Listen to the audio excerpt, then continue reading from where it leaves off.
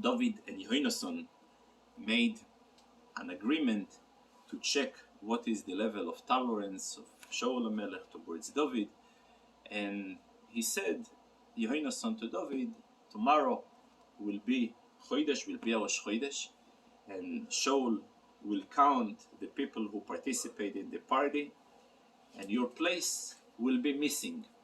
But in Hebrew, the word venifkadeto ki ipoke, they come from the same roots and can be translated in many ways. There is one way, venifkadeto, you will be counted, and yet your place will be missing.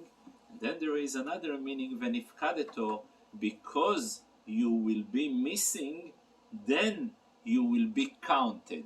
In other words, for a person to reach a next level, he must go through a stage of bitul, of annulment, humility, to minimize, to reduce himself in order to jump and get a real leap in life. And with that note, I will conclude with a very cute story that I shared in a few occasions, that the Rebbe himself shared in a Farbrengen. He said that many years ago, a Hasid came from Russia to America, and he heard that his friend became a big rabbi in a city in America. He came to the city, and the rabbi greeted him with hugs, and he was very happy to see that despite the fact he's in America, he maintains his tradition. He has a long beard, traditional garments, and so on. And yet, before he had a chance to speak with him, the son pops into the room, and the rabbi introduces this gentleman, the young gentleman who came in. Das ist mein Sohn. This is my son. He looks at him, he says, Das ist dein Sohn? Das ist a levono. It's not a son, it's a levono. Levono is a moon. The idea, it's a play of words.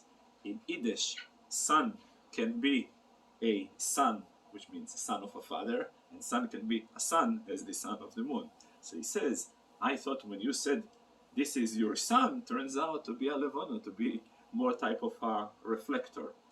So I thought to myself, and while we were going through the Hilchos Kiddush HaChodesh, I saw a beautiful explanation. Why a levono called a levono? I mean, there is in Hebrew, there is in Aramaic called sihao. It's a shape of a sahar. In biblical, in the Torah, it says yerach, yoreach, shemesh yoreach. But levono is not in the Torah. It's maybe in other. Why they call it levono? Levono is a color, white. So one of the explanation that same way in Hebrew, I am referring to something derogatory in a saginohel, and I'm going to explain. When somebody is blind, Hashem Yishmerenu, they call him saginaho. He has excessive light, and it's truly so, because what makes, even medically, what makes a person blind is similarly because the mechanism of the eye is in order to darken and to contract and to filter the light that we see into ability to see it. So when a person doesn't have this limitation, it's called saginohem. So anything, for example, also yesterday, the kiddush that is being done by day, we called it kiddush or rabo, the big kiddush. Although in reality, the level of obligation to make kiddush by day is a very much lower level of obligation, but nevertheless, again, I'm like a person who comes from Chelm Such, this is a Chelemer Chochem. You know, there is a way how to refer in a not embarrassing way.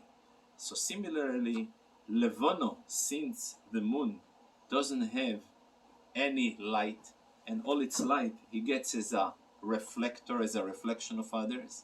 So therefore it's called Levono Beloshen Saginohel. But then there is other explanations that Adelabe, what makes a Levono when part of the definition, it should be indeed white, which part of it must to define that the background is really black. Well, you know, there is much more. Tomorrow we're going to wrap it up and we're going to make a general summary of the Hilchos Kiddush HaChodesh, and we're going to start Hilchos Tainis. Hashgacha Prot is something very interesting, that tomorrow we start Hilchos Tainis, and exactly on the way here, I've learned an interesting trivia fact, that exactly 40 years ago, 39 years ago, 39 years ago, on this day, on Monday, was a tiny tzibur. And the Rebbe spoke a Sicha Divrei Kibbushin. I guess it was regarding the Matzev in Eretz Yisrael or so on. So B'Hashgacha Protis this year, that, no, it was Zayin Tammuz. Zayin Tammuz Mem Beis. 41 years. 41 years from exactly 41 years from Mem Beis. That punkt. To this day, we're starting in Hilchos Tainis. It's not the first Hashgacha Protis this year, but it's always good when you're not. Yeah, Take indeed. Take today's Tanya. I was thinking when I learned it. Thanks for reminding me. I thought they forgot. Yeah.